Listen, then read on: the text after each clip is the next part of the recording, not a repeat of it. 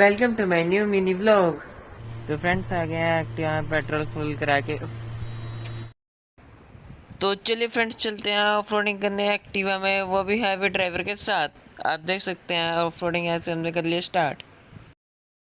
तो चलो फ्रेंड्स अब हम यहाँ पे जो अपना काम करने आए थे उसको हम कंटिन्यू करते हैं। फ्रेंड्स तो आप तब तक यहाँ के शॉट्स एंजॉय कर सकते हैं और विद म्यूजिक के साथ।